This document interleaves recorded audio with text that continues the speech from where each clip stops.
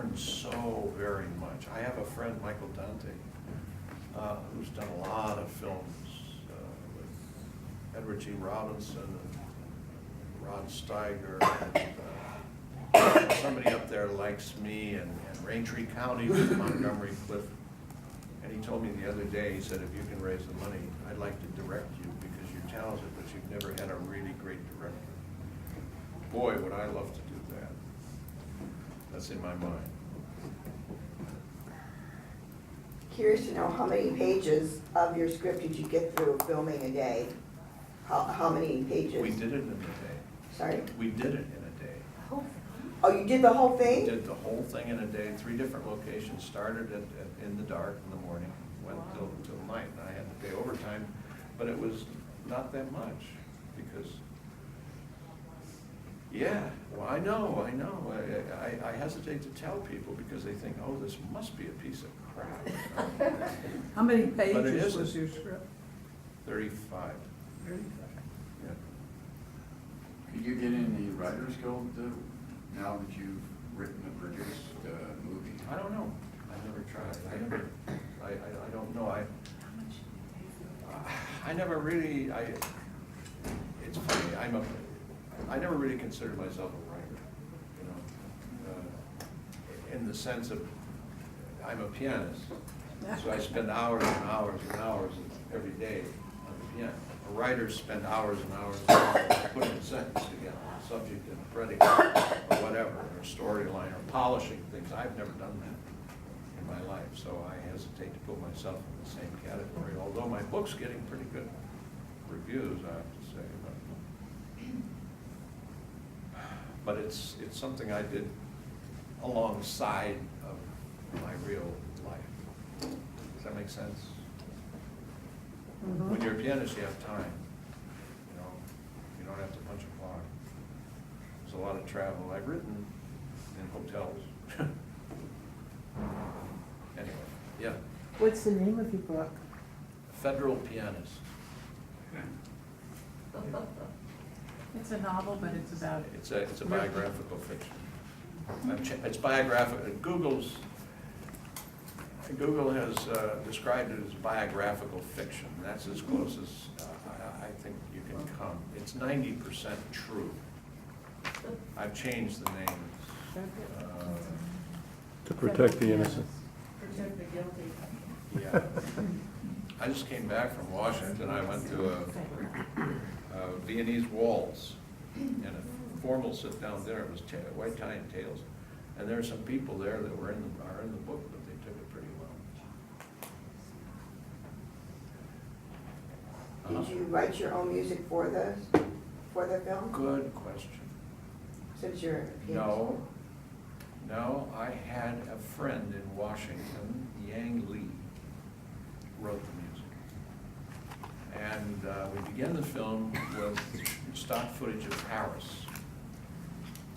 And so he wrote music in the style of Piaf to open the film, and it's really good. Yeah. Did you have an idea ahead of time? Yes. The feel, the music that you wanted for it? Yes, I told him what I wanted, Yeah. yes. But then you have to give a creative artist discretion. You just give broad outlines, let them run with their own talent, their own ability. You know, the good thing about what John did is that, from our point of view, we have the ability to get our stuff done based on his shoestring description of how he did it. And I'm a firm believer of that because that's what we've done on our TV show. But if you have a big script and you're all over the world or all over the country, you're talking millions and millions of dollars.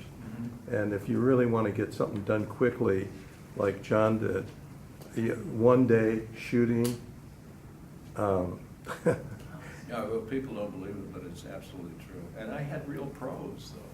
You know, I had real good professional actors, dynamite actors, really. In fact, Hale Leon, the lead, he used that footage to his agent did to submit for a commercial, and the commercial went national. So he's okay now for a while. You know, I was just gonna say, that's not a bad idea. You could probably get somebody to do a commercial with your crew for that day that might pay for the day's work. I mean, if you can, there's just another way to do it. That's true. Always thinking this way. How much of your experience as a pianist, performing, and as a creative artist led to your successful? Is there cross-pollination, is what you're saying? Yeah. You bet. You bet there is. So it wasn't like you just did this out of the blue. You were a creative artist, you're a performance artist. Yeah, I think I have a sense of taste and a sense of spatial relationships, which is necessary and sound, and an imagination, you know, which drove my parents nuts. And yes, I think there is cross-pollination in writing too, and in acting. You know, for example, in acting, if you take what they call a beat, after you speak a line, you take a beat, which means a breath, or something like that. That's akin to a phrase in music, you know? A breath at the end of a phrase. A phrase is like a sentence in English.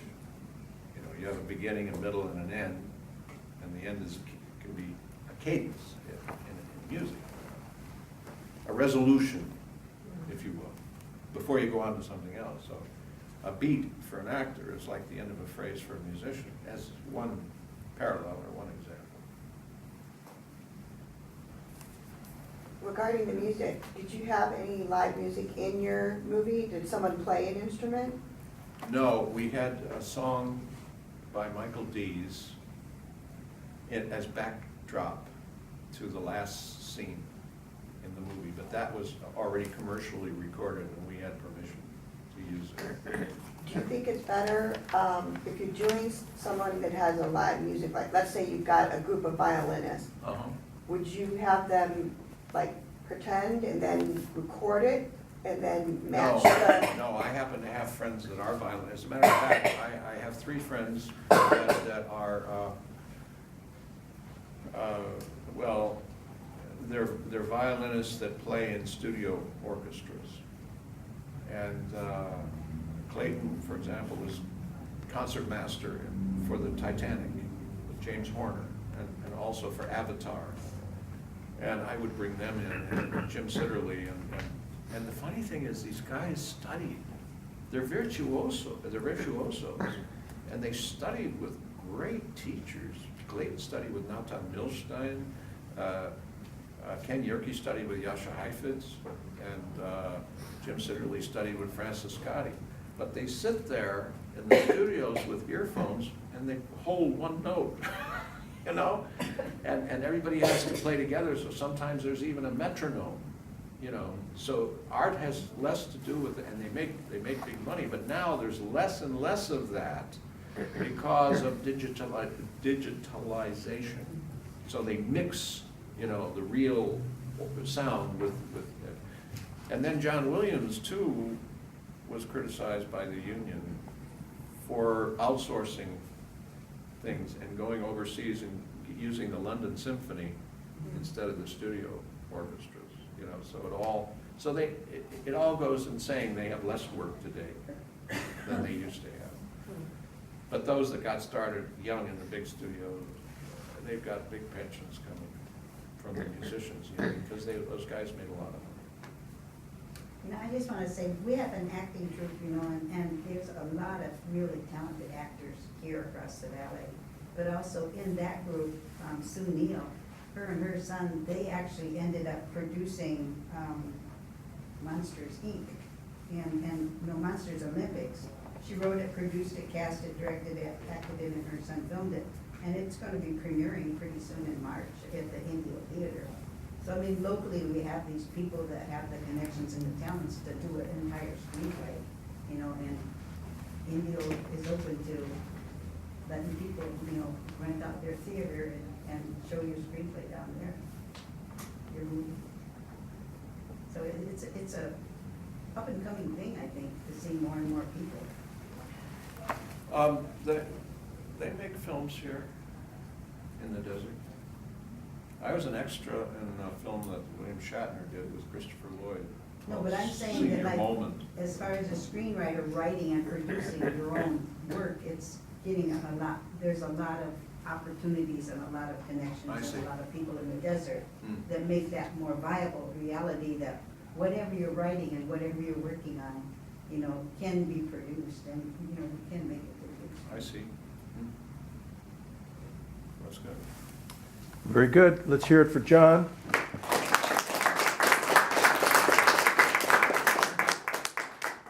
Thank you very much, John. Just as a sidelight, Rocco, my son, met a bunch of his friends. Here, you can sit here, John, if you want. No, I'm sorry. Met a bunch of his friends that he went to New York Film Academy with last week. And one of them's name is Matesh, and he is an Indian cinematographer, and he did a movie called Yuri, The Secret Mission. And it cost him something like $3 million to film in India, and it's already grossed about $60 million. And another friend that he met with last week at a restaurant is directed, produced a movie that he went to New York Film Academy also, for $300,000 called The Gallows. You can see it on YouTube, the trailer, The Gallows. And his father helped him finance it, and they filmed it for $300,000, and it's made somewhere between 18 to 22 million dollars. And you've got to see The Gallows, at least the trailer, because they did it off the wall, but it came out pretty good, and it's a horror film, and it seems like horror films are the big thing now. At least they'll make a lot of money. They won't make the 300, 400 million, but they'll make the 50, 60, 70, if it's a good script. But anyway, I just thought I'd throw that in. Thanks again, John. Appreciate it. Now I owe you lunch. For lunch? Home lunch. Can we stay?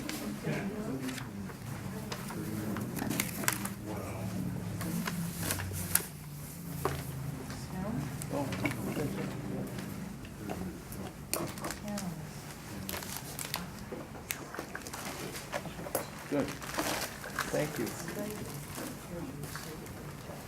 Hi. Hello.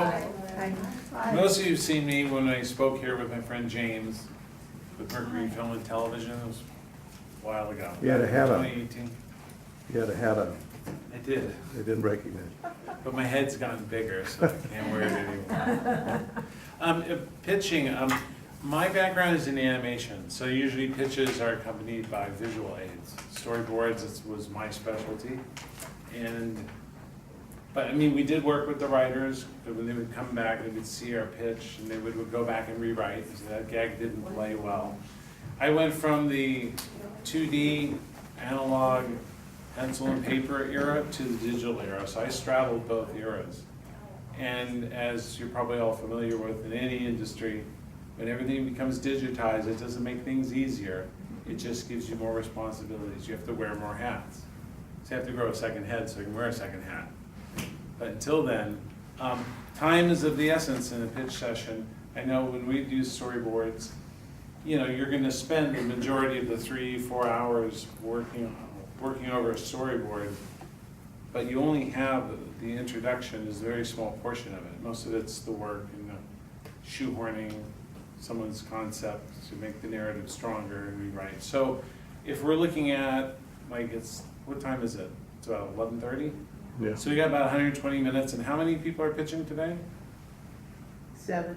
7, so that's less than 20 minutes a You have the person. list. Yeah, I think, yeah. So why don't we should just get started, because I mean, I think we'll learn through the process. So Don Hoffmeister Yeah. would be the first. That's right. How do you want to do this, set it up?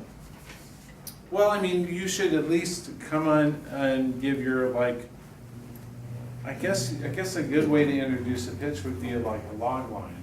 No, I mean, not where you want me to sit or stand or Yeah, you what? should stand and speak to the group. Oh, Absolutely. You should, yeah, you should do your pitch, you know. Well, because Yeah, you can go up here. Oh, I mean, okay. there's no mic, so. No. this is something to lean on. You're nice and tall. Can I see, Yeah. can I see that? Yeah.